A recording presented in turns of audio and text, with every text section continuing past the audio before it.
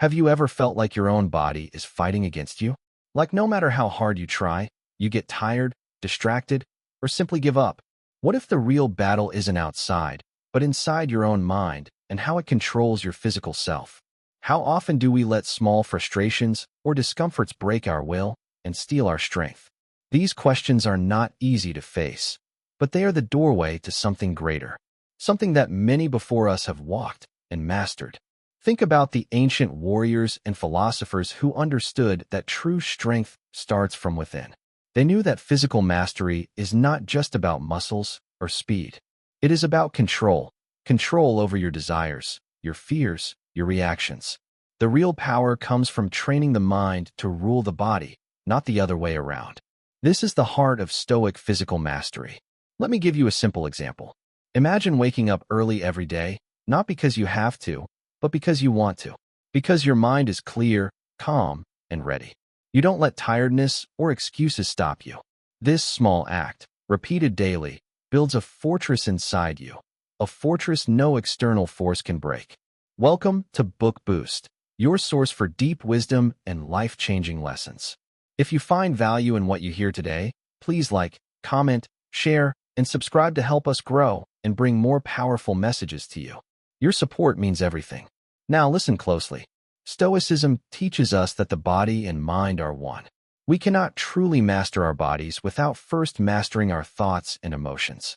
The great Stoics, from Marcus Aurelius to Epictetus, showed us that overcoming destructive emotions, anger, impatience, fear, is key to unlocking physical mastery.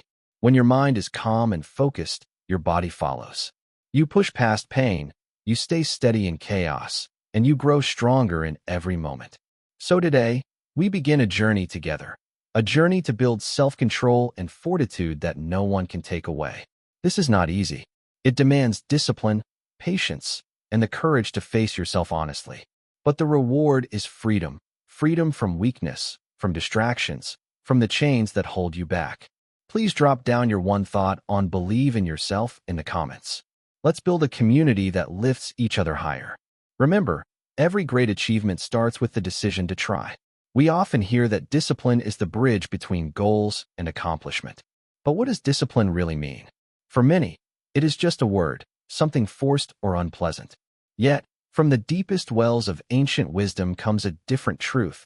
Discipline is freedom. Discipline is the path that leads us away from chaos, weakness, and regret.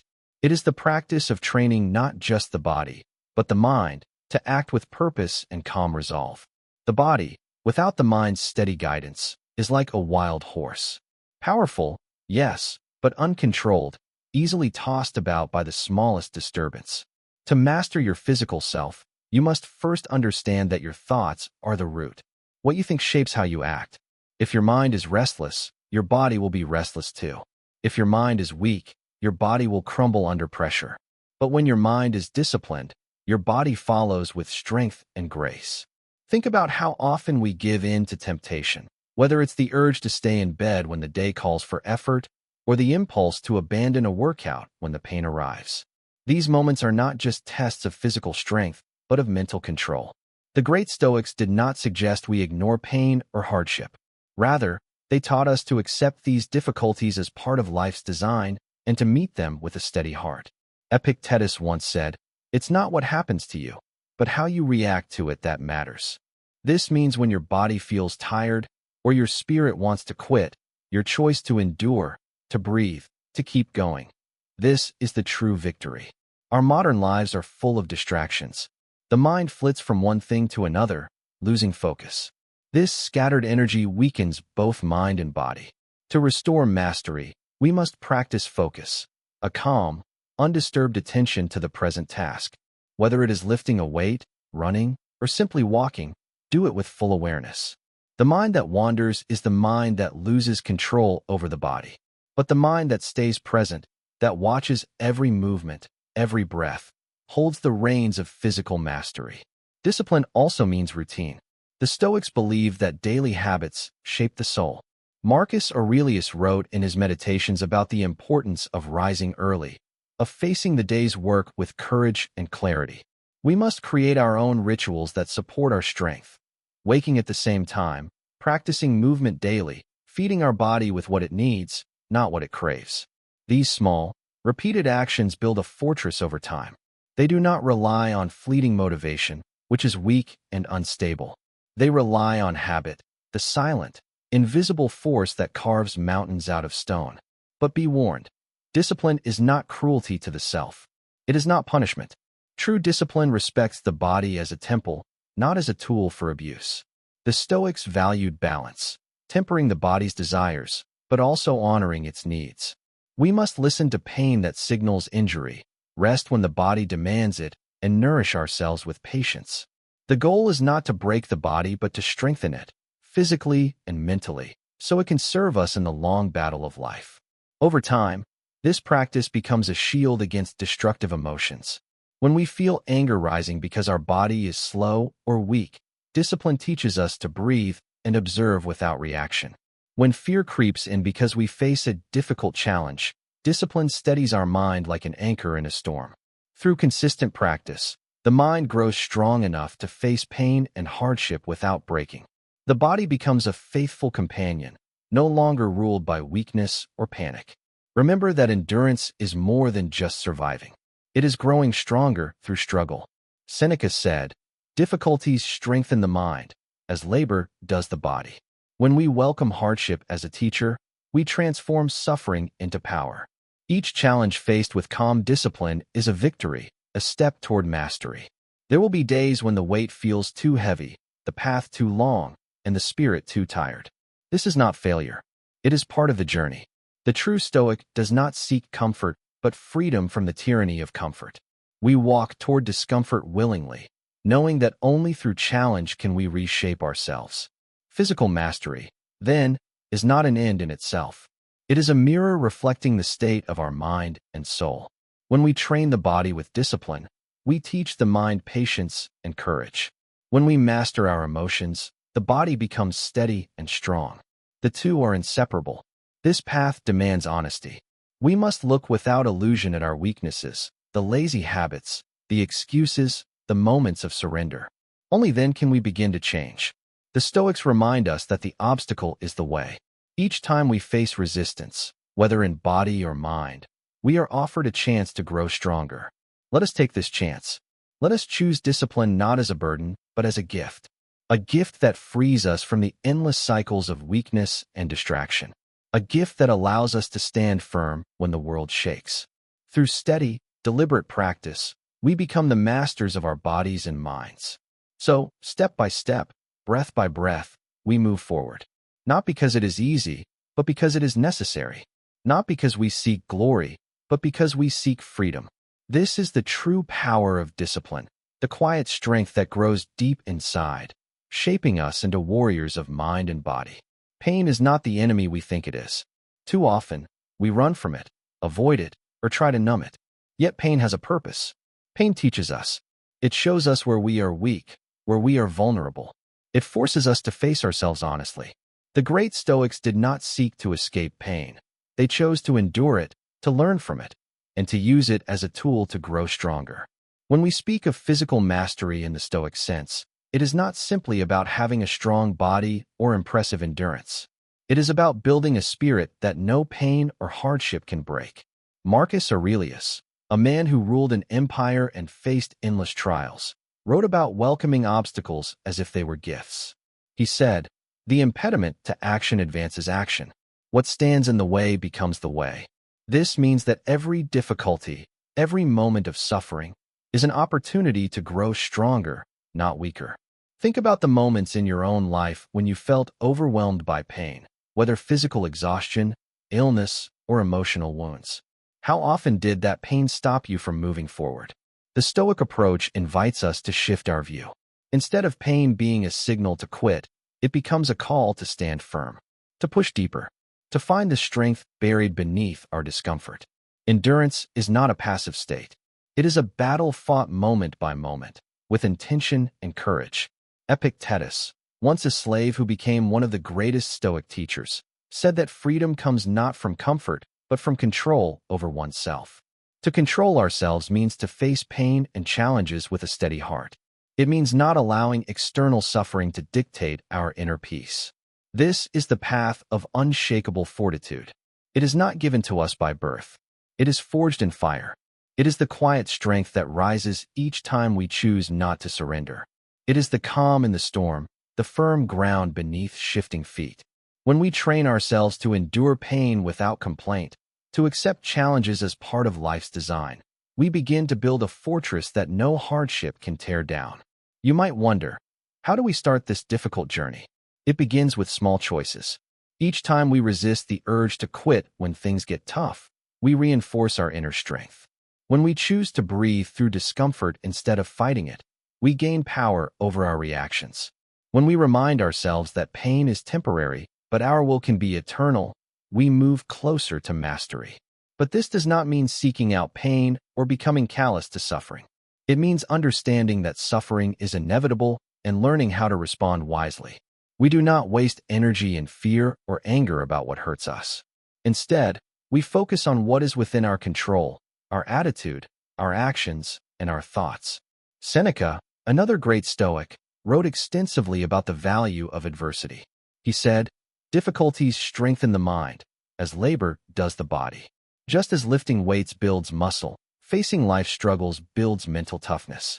The body adapts to challenges by growing stronger. The mind does the same when it embraces hardship rather than shrinking from it." Embracing challenge also means accepting failure. Failure is often the first companion on the road to success. But the Stoics taught us not to fear failure. Instead, they taught us to learn from it, to see it as a lesson, and to continue forward with resolve. Each failure is a chance to refine our approach, to deepen our understanding, and to grow our resilience. The idea of turning the obstacle into the path is not just poetic words. It is a practical mindset. When we encounter a difficult workout, a harsh criticism, or a painful setback, we can either see it as a wall or as a stepping stone. The choice is ours. And every time we choose the stepping stone, we train our soul to become unbreakable. Remember, the strongest steel is forged in the hottest fire. The human spirit is the same. Those who learn to endure pain and embrace challenge do not become victims of circumstance. They become masters of their fate. The Stoics believed that no external event could harm us unless we allowed it to disturb our inner peace. This is not a claim of weakness, but of tremendous power. To live this way requires daily practice. We must remind ourselves that comfort is not the goal. Instead, growth and strength are. We must lean into discomfort, not away from it. We must face our fears and doubts directly, knowing that on the other side lies freedom.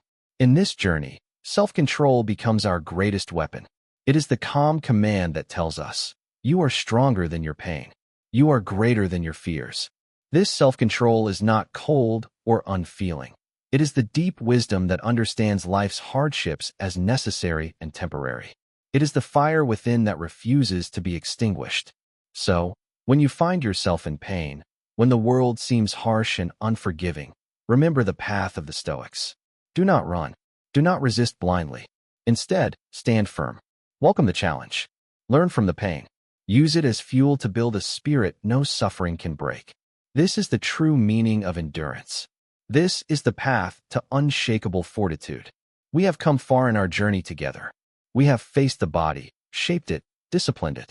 Yet now, we arrive at what is perhaps the greatest challenge of all, mastery beyond the flesh. This is where the real war is fought, not in muscles or endurance, but in the realm of the mind and heart. The battle to transcend destructive emotions. You might ask, what are these destructive emotions? They are the shadows that cloud our judgment, steal our peace, and weaken our resolve. Anger that burns like a wildfire, fear that freezes our spirit, envy that gnaws at our joy, and despair that drags us into darkness. These are not just feelings we experience briefly.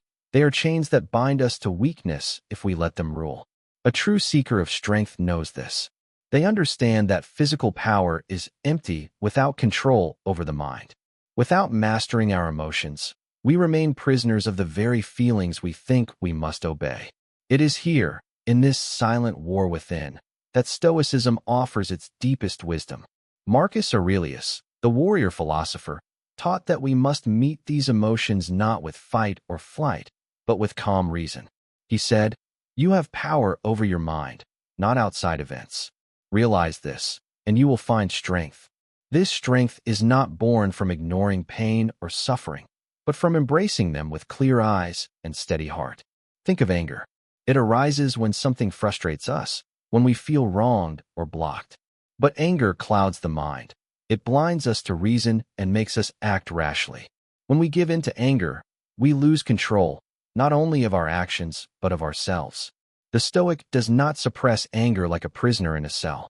Instead, they understand its cause, examine its truth, and choose not to let it direct their life. Fear is another master we must overthrow. Fear often warns us of danger, but it can also paralyze us before we even move.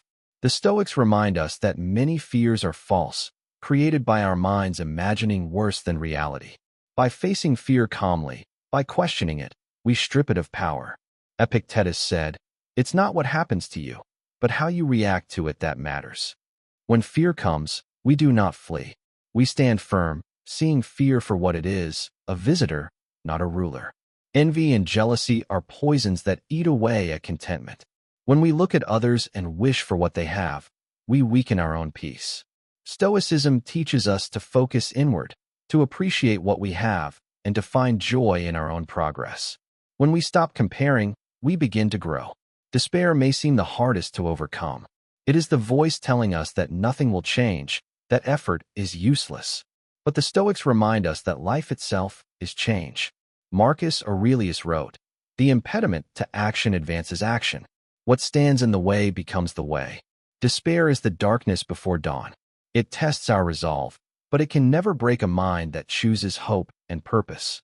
This mastery over destructive emotions does not come from one lesson or one day of effort. It is a lifetime practice. It requires vigilance, self-honesty, and patience. When a destructive emotion rises, we must pause. Observe it like a curious stranger rather than a fearful prisoner. Ask, "What is this? Why do I feel this? Is it helpful?"